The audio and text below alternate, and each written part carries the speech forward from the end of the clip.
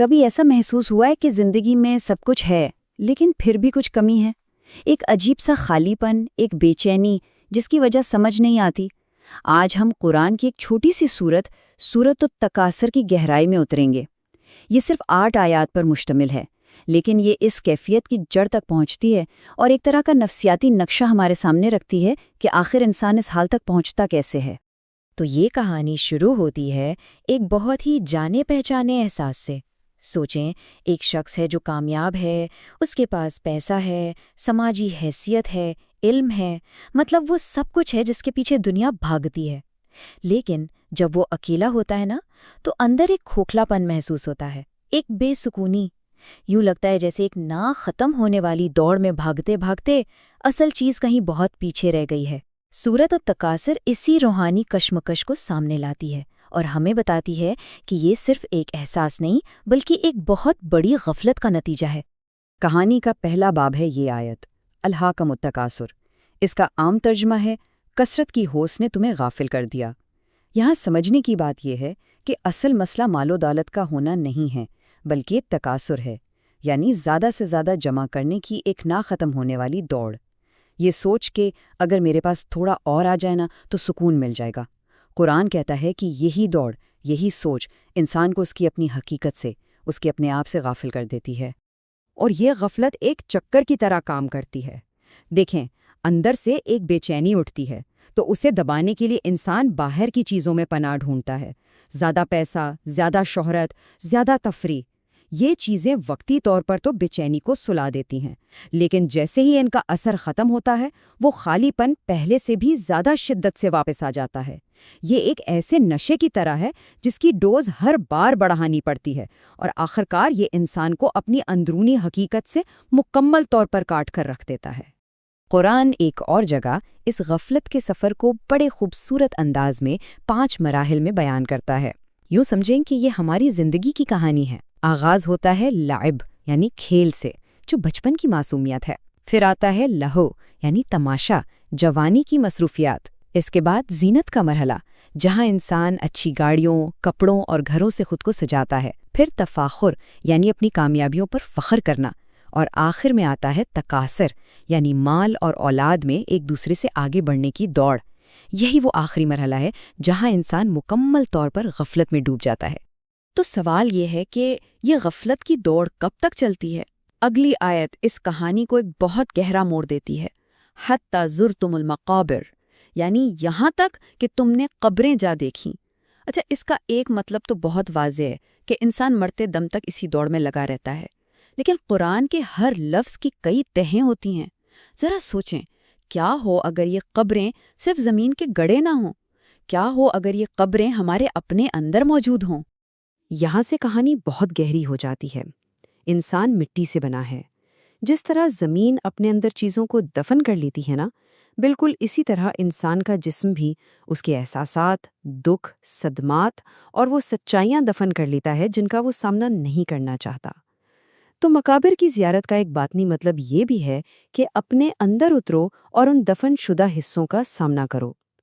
جب تک انسان اپنے اندر کی ان قبروں کی زیارت نہیں کرتا، وہ باہر کی دنیا میں بھٹکتا ہی رہتا ہے۔ اور یہ جو اندر دفن شدہ چیزیں ہیں نا، یہ خاموش نہیں رہتی، یہ ہمارے لاشعور سے ہماری زندگی کو کنٹرول کرتی ہیں۔ ہمارے خوف، ہماری عادات، ہماری وہ نامعلوم بے چینی، یہ سب انہی اندرونی قبروں سے اٹھنے والی آوازیں ہیں۔ ہم دنیا کی چیزیں اصل میں اس لیے جمع کرتے ہیں تاکہ ان آوازوں کو سن نہ سکیں۔ یہ کثرت کی دوڑ دراصل اپنے اندر کے شور سے بھاگنے کا ایک طریقہ ہے۔ تو پھر ان اندرونی قبروں کا راز کھلے گا کیسے؟ یہیں پر زندگی کی مشکلات اور آزمائشیں اپنا کردار ادا کرتی ہیں۔ یہ کوئی سزا نہیں ہے، بالکل نہیں، یہ الارم ہے، ایک ویک اپ کال۔ جب زندگی میں کوئی بحران آتا ہے تو وہ ان دفن شدہ احساسات کو زبردستی سطح پر لے آتا ہے تاکہ ہم ان کا سامنا کریں۔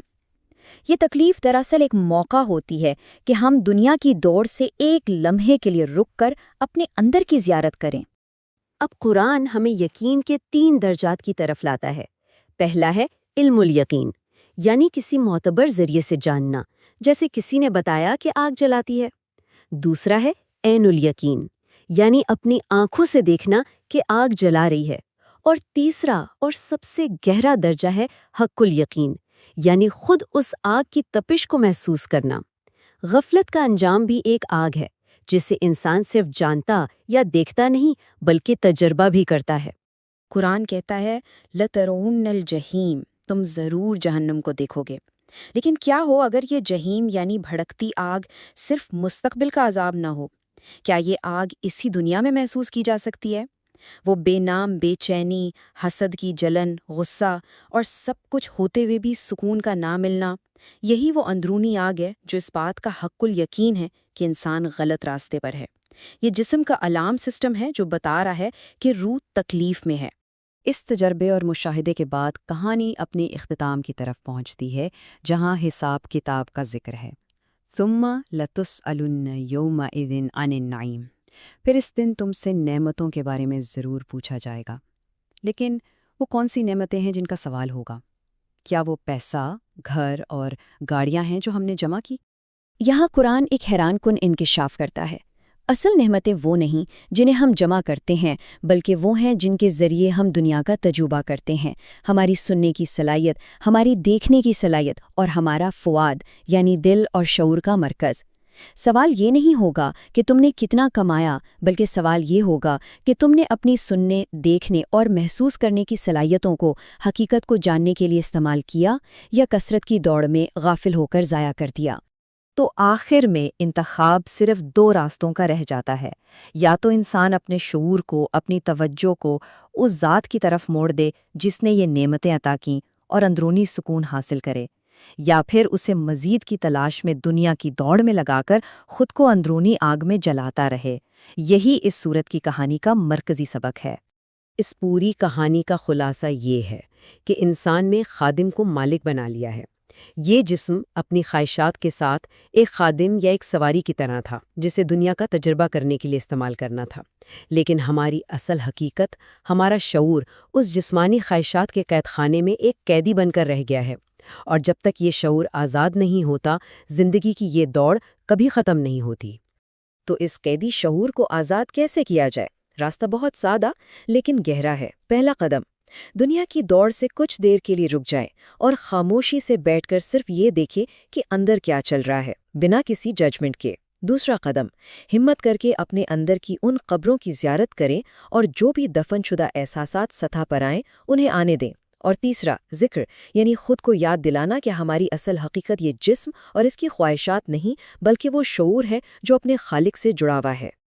آخر میں یہ سمجھنا بہت ضروری ہے کہ وہ جو خالی پن اندر محسوس ہوتا ہے وہ کوئی بیماری نہیں جس کا علاج باہر کی چیزوں سے ہوگا۔ یہ دراصل ہمارے اندر قید روح کی آزادی کی پکار ہے۔ یہ ایک کتب نما ہے جو بتا رہا ہے کہ اصل خزانہ باہر نہیں، اندر ہے۔ سوال صرف یہ رہ جاتا ہے کہ اس پکار کا جواب کیسے دیا جائے۔ اگر سورۃ التکاثر کی اس گہری کہانی نے آپ کو بھی اپنے اندر جھانکنے پر مجبور کیا ہے تو ہمارے ساتھ اس سفر میں شامل رہیں۔ مزید ایسی گہری گفتگو کے لیے چینل کو سبسکرائب کریں اور بیل آئیکن کو دبائیں، اور اسے کسی ایسے شخص کے ساتھ ضرور شیئر کریں جو شاید زندگی کی اس دوڑ میں اپنا راستہ تلاش کر رہا ہو۔